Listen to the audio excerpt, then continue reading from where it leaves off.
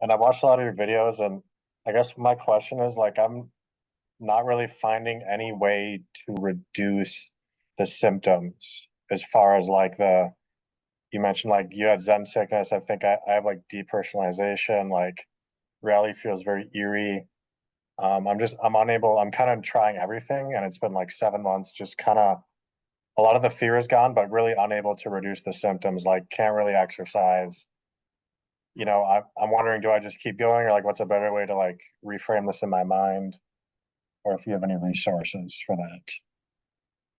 Yeah, yeah, this is a common challenge for us to feel in a broad sense. We might refer to it as feeling ungrounded. A lot of energy comes up in the head. We can feel spaced out, kind of loopy. We can feel like the world is a dream. We can feel out of our body. So not uncommon. So you said you've tried a bunch of things. Have you eh, have you spent any time bringing attention to the body, like maybe through I know you said exercise is not really working out for you. Any sort of body-based meditations that you've explored? Well, I do meditate about 20 minutes a day. I'm trying a new one that I started like 3 days ago. It's in the book, The Kundalini Symptoms by I think Tara Springer. I think Hmm. that's her name. It's called like higher consciousness healing, but just focusing on like imagining yourself in like a protective bubble and stuff like that. So I've just started doing that. Okay. So yeah. So what I recommend when it comes to this idea of finding balance and staying grounded is to bring our attention to the body itself. So there are some meditations we can do that are focused on finding formless awareness and kind of abiding there. We can meditate and contemplate the witness sort of consciousness. Very powerful meditations, but what happens is they can often take us out of the body and they can cause the world to become like almost like a dream. And it can be quite uncomfortable, especially if it's going on for, a long time, like you said, months. So there are other meditations that we can do which bring attention to the body. So one thing we can do is just walk mindfully, walk really slowly, feeling every section of each foot as it touches the ground, noticing the textures, feeling the real earth beneath us, beneath our feet. This can help us be drawn right back deep into the body. So that can really help. Um, Eating well. So one way that we can think about it is we have to give our body some ballast, right? Like a ship without ballast, it kind of just it can sink. It might tip over. But if there's some heavy weight, some ballast keeps the ship steady in the water. And so we have to consider, does my own body have ballast? So ballast can be awareness. We can bring our awareness deep into the body, into our legs, into our feet, into our lower belly.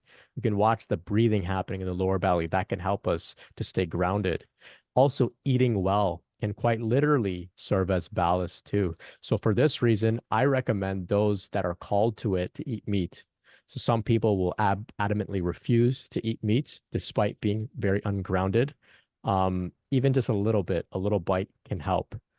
If it's an ethical issue, it's important to, consider that many very evolved spiritual people are meat eaters. So there's not necessarily it's not going to stop you from becoming enlightened if you eat meat now and then. So that can be very helpful as well. One thing you can do also is bring the tip of your tongue up to the roof of your mouth, just behind the two front teeth.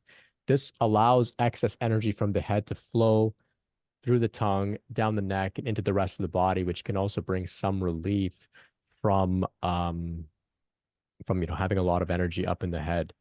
The typical meditation for Zen sickness in particular is to imagine a waterfall coming down on top of your head and it's pouring down and covering your whole body. So really downward flow, downward imagination, downward visualization, which once again, it's just developing that feeling of having some ballast. How does all of that sound for you, Jack? Have you tried any of this? Yeah, so it's interesting because I have to like have so many carbs. It's like crazy. Like I put on like I used to go to the gym a lot. I put on like 25 pounds just I'm drinking like 5 Gatorades a day. It's like the only thing that makes the like the 3D like depersonalization, like fear, like it's very eerie. It makes that go away. It's just carbs, carbs, carbs, like all the time. So it does work. It's just, it's exhausting eating all the time. But yeah, that does work. Okay, and your 20-minute meditations, what kind of meditation are you doing? I do a couple different ones. I usually do a mantra for like 5 minutes at the start, and then I try and clear my mind and like imagine myself, next on like a beach or like by a waterfall or something like that. Okay, okay. Now those can be very effective for cultivating peace and whatnot. But what happens is in meditations like that, they take us out of the here and now. And grounding is about coming into the here and now. So rather than visualizing about like being on somewhere else, feel what's happening right here, right now. Feel whatever noises are in your environment, any wind, any sensations on your body. Feel everything here and now, and that will help you to come out of this eerie sort of state as if it's all a dream. In time, it does balance itself out. The more you move into the body, into the senses. And also, one thing you can note is you can take a bit of a note, you can write it down. What are the benefits that you've gotten after, having sort of these experiences? Have you seen that reality is not solely just physical? Okay, you can write that down. You've had direct experience of that. And then our work is to integrate those realizations into the physical reality, paradoxically. So that's the journey, the trajectory that we're going. Um, I think I saw that you had gotten my free ebook, the No Nonsense Grounding Guide. Yep. That also covers a lot of this as well. So for those that want even more, I do have a whole course about this. It's called Grounded Spiritual Emergence and Integration. But I haven't really held anything back from what I've shared with you today. Like what I've shared is the basics that can really make a big, big difference if you commit to them regularly. But I think one thing you should really try is avoiding those meditations of trying to get out of the present moment to somewhere else and come really here, really now. Feel the discomfort in your body, any tension, any sweating, any itching, feel all of that. It can really make a difference. Awesome. Thank you. Oh, you're so welcome. You're so welcome.